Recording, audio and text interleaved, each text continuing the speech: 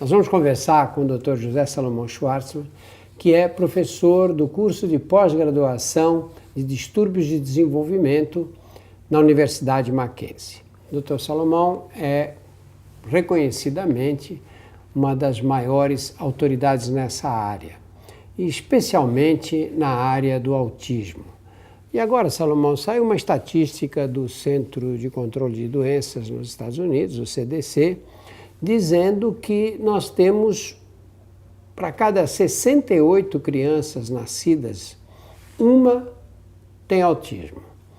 Eu lembro que isso, muitos anos atrás, era um caso de autismo para cada 20 mil crianças. Esse número foi diminuindo gradativamente. E chegamos aí a 1% das crianças. Agora, menos do que 1%, o que está acontecendo? O número de casos está aumentando ou essas contagens é que estão com vieses estatísticos? Drauzio, eu acho que tem algumas coisas acontecendo, né? Uma é que há uma consciência maior a respeito dessa condição.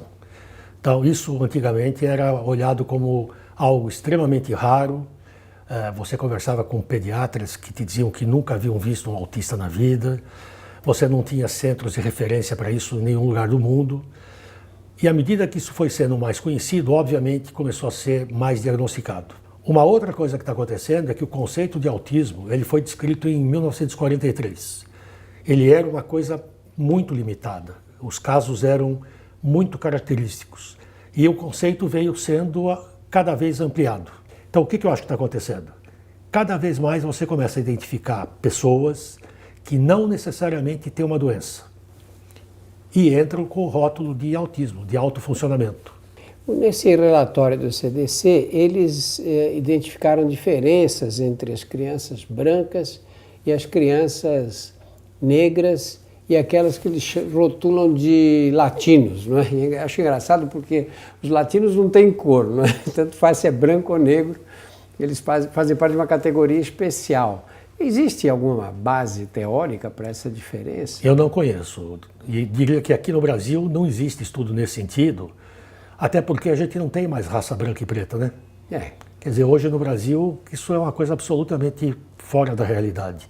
Quando você faz um trabalho científico hoje, inclusive, você nem fala mais em 25% brancos, negros, porque você já não tem mais isso, né? É um problema de graduação, né? Todos nós somos mais ou menos brancos ou mais ou menos negros, né? Salomão, vocês sempre falam que o autismo, como muitas outras patologias em medicina, como os outros distúrbios em medicina, quanto mais cedo você faz o diagnóstico, melhor, porque você pode intervir mais precocemente. E no caso do autismo, o que dificulta esse tipo de intervenção precoce? O que eu te diria? Se você tiver conhecimento a respeito e tiver sensibilidade suficiente, você começa a perceber em bebês por volta de 6, 4 meses que eles têm um comportamento atípico. Com relação ao autismo especificamente, hoje a conduta é, se você suspeita que uma criança possa vir a ter autismo, mas ainda não manifesta claramente, a conduta hoje é começar a tratar, que é totalmente diferente do que quando eu comecei a trabalhar com autismo. Quando eu comecei, a conduta era, existe uma suspeita de que ele seja autista. Volta quando ele tiver 5 anos. Aos 5 anos eu já posso dizer se ele é ou não e começo o tratamento. Coisa que não tem sentido. E vamos lembrar os primeiros sinais de alerta, aqueles comportamentos que a mãe olha e fala, tem alguma coisa esquisita com essa criança. Então, tirando esses sinais mais sutis que você pode perceber numa criança de 6, 8 meses, entre 12 e 18 meses você seguramente tem indicativos interessantes. Do tipo, uma criança entre 12 e 18 meses que não atende de forma sistemática quando é chamada pelo nome e que ouve, esse é um sinal de alerta. Não necessariamente de autismo, mas de um desenvolvimento atípico. Uma criança dessa idade que não aponta, não para pedir uma coisa, mas para compartilhar atenção com você, do tipo, olha o passarinho, ou você fala assim, olha o avião, e ele acompanha, ou você mostra uma coisa e diz, olha o boneco, é suspeito de que alguma coisa está errada. Uma criança que prefere ficar no berço, ao ficar no seu colo, que não se sente aninhada no seu colo, ela fica inclusive irritada, que prefere ficar deitadinha, isolada de tudo. muito quieta demais, eu suspeitaria de que alguma coisa não vai bem com essa criança. Crianças que têm comportamentos repetitivos, do tipo balançar na cama, balançar a cabeça, ficar fazendo assim com a mãozinha, exageradamente. Um bebê normal, por volta de 6, 8 meses, faz isso, mas não exageradamente. Comportamentos muito repetitivos e sem um propósito definido. Por exemplo? Uma criança de 18 meses que brinca com carrinho, mas em vez de fazer isso com o carrinho, ele vira e fica rodando a roda. Ou ele coloca um na frente do outro, ou ele pega uma caixa cheia de carrinho e começa a organizar os verdes, os vermelhos, os azuis. Ou seja, ele não brinca, ele organiza as coisas. Então, ou um excesso de apego à rotina. Crianças que, por exemplo, você costuma levá-la de carro de casa até a escola e um dia você tem que mudar o trajeto porque a rua está consertando, seja lá. Ele entra numa crise terrível de birra, porque ele não admite que você possa mudar.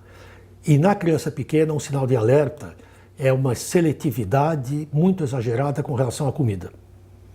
Crianças que só comem pastoso, numa idade em que já deveriam comer sólido. E que comendo sólido, só comem determinadas coisas, às vezes até colocadas do mesmo jeito no prato. Agora, é estranho um distúrbio em que você tem uma variabilidade tão grande de apresentações, não é? Você tem desde a criança que fica parada na frente da parede, balançando, que não fala uma palavra, até outros com alto desempenho intelectual em determinadas áreas. Então, Drauzio, mas todos têm comprometimento nas 3 áreas. Todos têm na comunicação, no comportamento e na interação social. Só que se você imaginar que o sujeito tem um pouco de cada, é compatível com uma vida, vamos chamar de normal, né?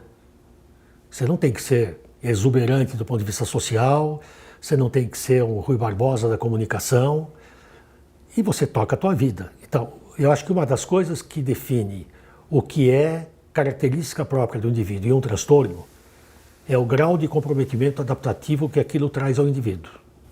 Salomão, você fala sempre no diagnóstico precoce e no tratamento precoce. Só que o autismo, por ser uma deficiência que atinge circuitos de neurônios que você não pode consertar, não é? Por que a importância do tratamento precoce? Por que é tão defendido assim? Porque as pessoas podem dizer, bom, mas isso não vai curar mesmo. Não vai curar mesmo, né?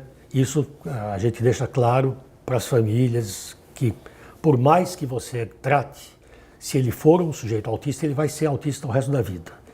Mas todos os indicativos são de que o tratamento minimiza os danos. Todos. Agora, esse tratamento envolve equipes multidisciplinares, não é? Como é que nós estamos no Brasil nessa área para aqueles que não têm condição financeira de... Muito mal. Estamos muito mal, Drauzio. Quer dizer, a rede pública hoje oferece muito pouco para esse tipo de indivíduo. Os CAPS são locais de tratamento, mas eles tratam por muito pouco tempo por semana, porque tem muita procura frequentemente com a criança em grupo. Então, eles não seguem a conduta que hoje no mundo é considerada a melhor, que é o tratamento com terapias comportamentais e foniatras. O Estado, neste momento, não tem capacidade de fazer isso.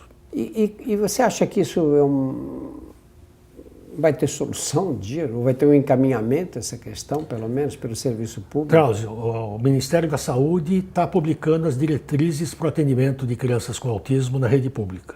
Eu participei de algumas reuniões. No papel, o planejamento está estruturado. Se você me perguntar se isso vai funcionar, eu não sei. Mas pelo menos as coisas estão começando a mudar. No final de 2012, a presidente Dilma assinou a lei que pela primeira vez reconhece que autismo é uma deficiência. Até então, pais de crianças autistas não tinham nenhuma ajuda porque o Estado não os considerava deficientes. E eles não entravam na cota em termos de funcionamento, de trabalhar numa empresa, etc. Isso é de 2012, quer dizer, ultra recente, né? Mas eu acho que o Estado agora está começando a olhar para essa população enorme, né? Que está por aí. E nós temos médicos treinados para atuar nessa área? Poucos. Muito poucos. Isso a gente vê frequentemente nesses cursos que se faz por aí. O número de médicos pediatras que vem é irrisório. Quem vem são psicólogos, fisioterapeutas, fonoaudiólogos, pedagogos, mas dificilmente você tem médicos na plateia. Então não há interesse realmente, aparentemente. Algum medicamento específico para autismo? Não. O que existem são medicamentos sintomáticos. Não há remédio para o autismo. E você vê alguma saída nessa área medicamentosa? Eu acho. No futuro? Autismo hoje, Drauzio, é provavelmente a condição neuropsiquiátrica que tem mais investimento. São gastos milhões de dólares por ano por laboratórios de pesquisa, por laboratórios farmacêuticos. Eu acho que sim. Há muito estudo em andamento no momento, há algumas coisas interessantes já produzindo resultado em animais. Eu acho que a gente vai ter, não a cura como algumas pessoas estão apregoando, mas uma melhora substancial, eu acredito que sim.